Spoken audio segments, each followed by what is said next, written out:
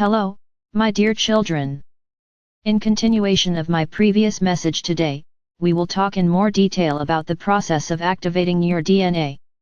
Now that you know how your chakras and thin bodies relate to the thin material structure of your planet, or rather to different levels of its densities, it will be easier for you to understand how interconnected everything is. Nevertheless, the process of activating your DNA falls a little out of this general scheme, since the return of the missing spirals in it is possible only when the human consciousness reaches the level of the fourth or even the fifth dimension. Only this level of vibration opens a person to return to his original full-fledged divine DNA.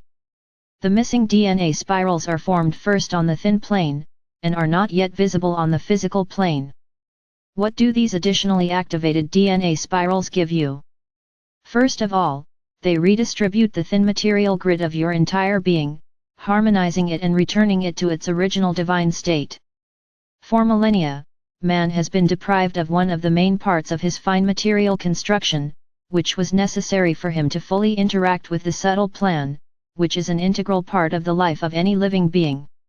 Or, in other words, the truncated DNA of man involuntarily blocked the feeling of the higher aspects of his being and the feeling of support from the subtle plan of his guardian angels, spiritual guides, his star family. As a result, finding himself in a three-dimensional world without such support, a person felt lonely, pathetic, powerless, driven.